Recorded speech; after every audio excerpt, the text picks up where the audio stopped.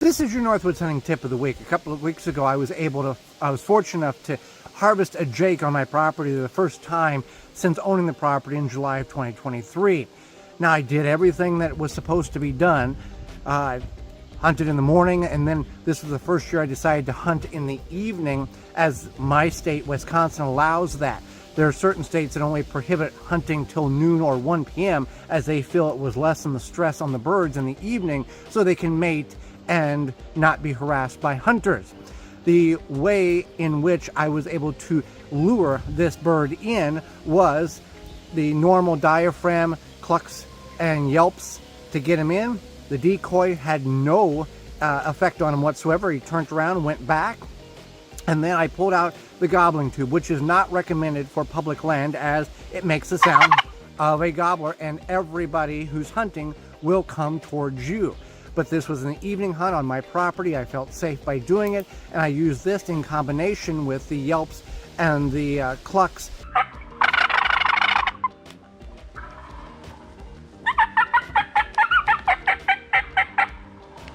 In order to get the bird to come back in to figure out, did he miss something? Is there another bird in the area? And it was successful. So if you're able to, and safely able to, as I have mentioned before in these hunting tips, a gobbling tube, this is what allowed me to get a bird this year for my turkey camp and the first one I've harvested on my property.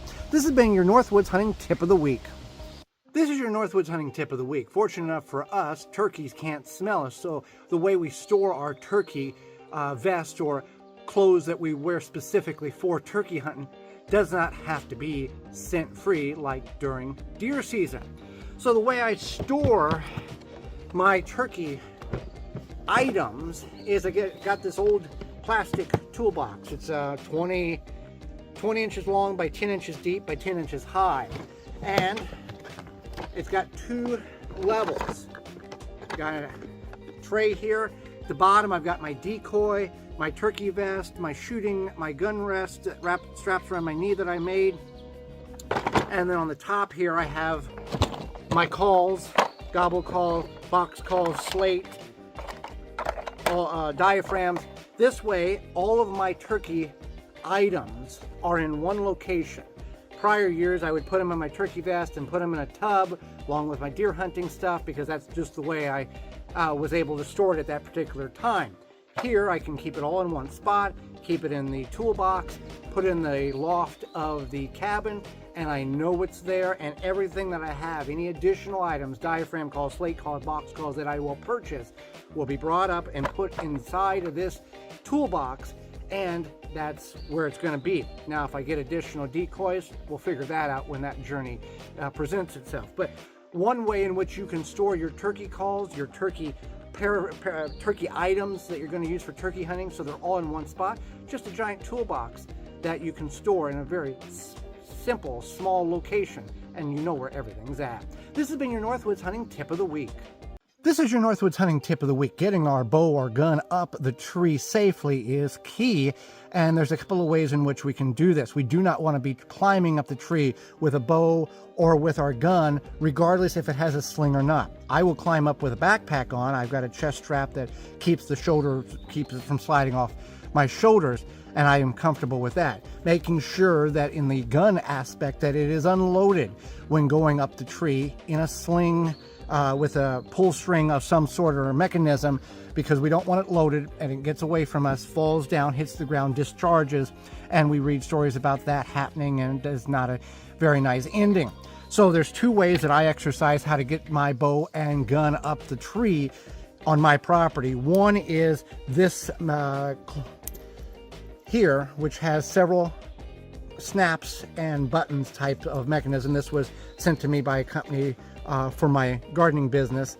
You probably won't be able to find this, but I put a string around this here, unless you make something like this, and then I'll snap this around the bow and pull it up. Now if I'm hoisting my gun up, one, it's unloaded, and two, I will wrap this around several times the sling and then snap it in. Second one is a good carabiner. Make sure it's not plastic or a little kid's toy carabiner. Put string on that, and then this sling can go in there, the bow can go in there, hoisting it up, very simple.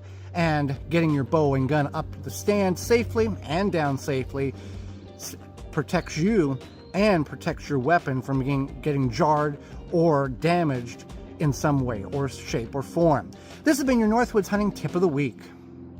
This is your Northwoods Hunting Tip of the Week. The ideal rattling horn situation is a set of 3.5-year-old 8-point horns with the brow tines cut off of them. However, we are not all fortunate enough to have that scenario or find a set in the woods. You go to the store, you look online, there is a number of different rattling horn mechanisms in order to mimic what a set of bucks are doing in the fall to lure in the prospective buck that you want to harvest. From synthetic rattling horns to rattling boxes to two devices you grind together to rattling bags. Rattling bags, in this instance, is plastic rods in a bag that is from Primos. You can get ones that have dowel rods in them. And that is where I have come up with making your own. Other people have done this. This is not a new concept, but you take a couple of dowel rods or broom handles and cut them to different lengths and then put them inside of some cloth in which you may have. You could use an old shirt, some kind of fabric.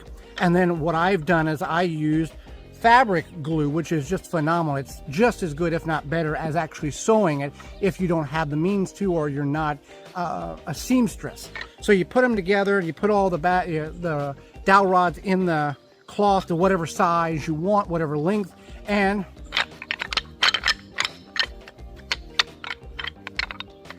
now to me that sounds a lot better than,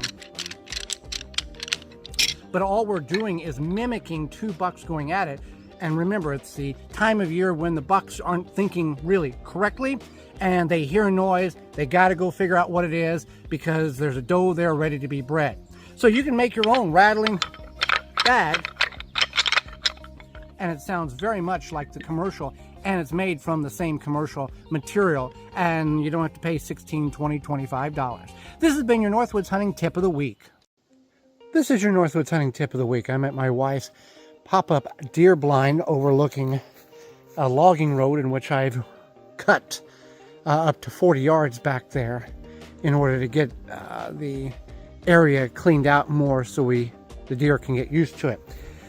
I'm bringing out a new propane tank. Now, whether you hunt in a box blind, pop-up blind, elevated blind, and you have some source of heat, it's the middle of summer. And you may or may not remember how much you think you used last year. And there's no bigger frustration than getting in the stand at whatever time of year, turning it on, and it only runs for a little bit because you used it all up last year. So now's the time in order to get an extra tank, whatever that is, and replace it, switch it out. I've got applications in which I can use the partial tank for at camp for cooking or smoking, or a portable heater there, but I want to make sure that all of my blinds have full tanks in them so they are ready to go for the season. My wife will use it intermittently during early portions of seasons on cool mornings. I will hunt in it later on in the year when there's feet of snow on the ground potentially, and it's been single digits, so I want it to be, I don't want it to be run out at that point. So check your tank, replace it on all your stands, whether you got the 1 pound cylinder, make sure you have a good stockpile of those, or you have the 20, 30, or 40 pound cylinders in your blind or wherever you're hunting from. This has been your Northwoods Hunting Tip of the Week. This is your Northwoods Hunting Tip of the Week. If you are an archery hunter and you want to practice with a more realistic target, such as a 3D target with a crossbow or compound bow, finding that right target can be a challenge based on the reviews, not even on the big box stores, but like on hunting websites that indicate that some of these 3D targets are not worth the value in which you're putting into it.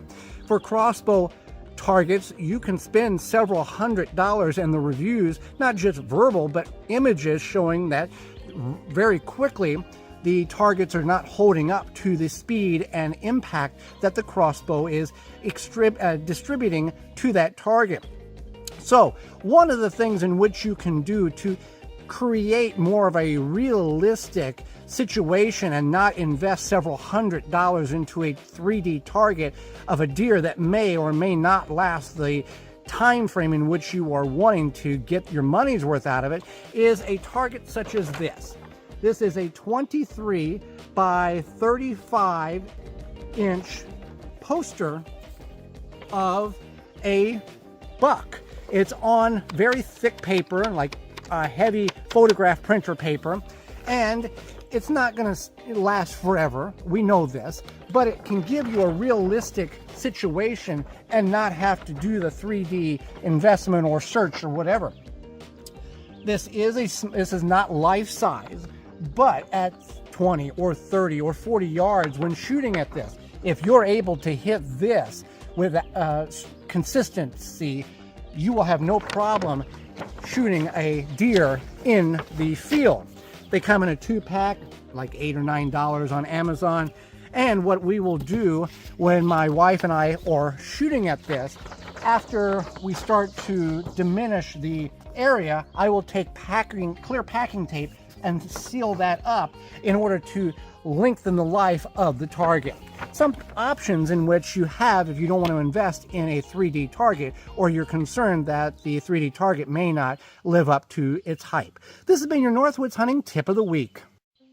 This is your Northwoods Hunting Tip of the Week. I do not wear rain gear to the stand or in the stand. That is not a piece of article of clothing that I have purchased or have in my rotation. But what I do have is umbrellas. The umbrellas that pop up, that wrap around the tree, and strap around the tree, which gives you quite a large canopy in order to sit under. These are ideal for conditions of rain or snow. If it's not blowing rain or blowing snow, this works very well. A light rain or even somewhat considerable downpour, as long as it's coming straight down, you're going to stay dry under this. This is my new one. This is the one I first purchased back in, I believe it was 97, 98, the old Woodlands pattern, real tree pattern here. Makes no difference, but it is a good product to have if you want to spend hours on the tree stand. You don't want to mess with that rain gear that can be loud. Obviously, we have some clothing now that does have the water repellent mechanisms in it, but it certainly is nice to have an umbrella while you're in the stand and enjoying the hunt and not getting wet or having to wear special clothing to do such. This has been your Northwoods Hunting Tip of the Week. This is your Northwoods Hunting Tip of the Week. Though it may be summer and we feel that deer season is far away, it's only a few months, and preparation now can eliminate a lot of frustration and headaches that may be developed during early portion of hunting if we're not prepared.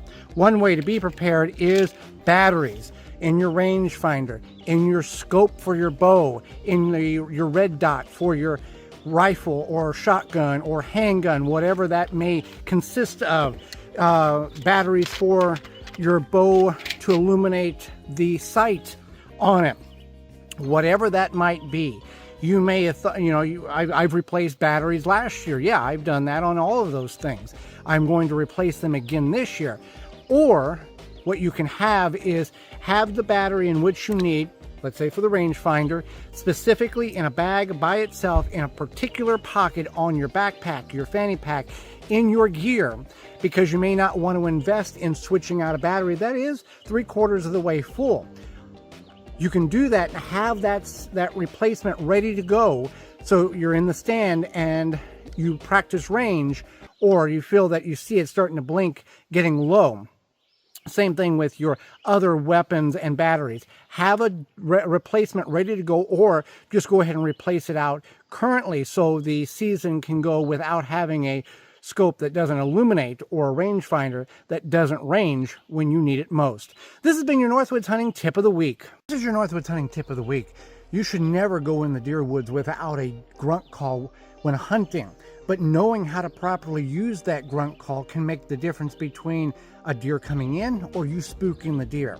A lot of times growing up, we didn't have a whole lot of information to go off of besides a couple of videos you may have got at Walmart. So you would just blow the grunt call and not mimic what the sounds actually represented, how deer actually interacted in the woods. One of the ways I call is I'll muffle to throw the sound away, and I'll do just this kind of different patterns of calling. As a deer, we see video, bucks walking through the woods or running after a doe.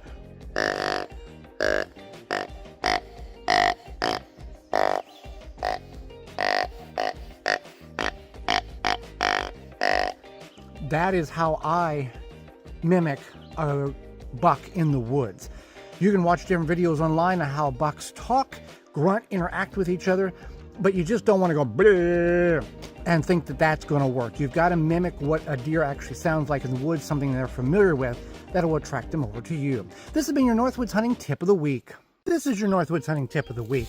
When we go into the turkey woods, whether fall or spring, we want to understand that hens always are making noise, clucks, purrs, yelps. They're always talking to one another. Watch videos on your trail camera, or you can go on the channel here and you can find turkeys walking past trail cameras that I have, and they're when we're hunting turkeys in the spring especially, but it will work in the fall, is we want to mimic the sound of a hen. Let's just for example, the spring, you're wanting to lure that gobbler in, thinking that you are a hen that is resistant and he's tired of waiting, so he's going to come to you.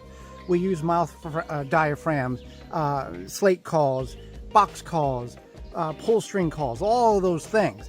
One thing we want to be aware of is we want to not just yelp and cluck and purr, but we want to make it sound like we're walking through the woods. And there's different devices for that, but the simplest is a plastic bag. It sounds like they're digging through the leaves. This works really good if you are on the side of a field or an edge where you don't have leaves that you can grab down and move around.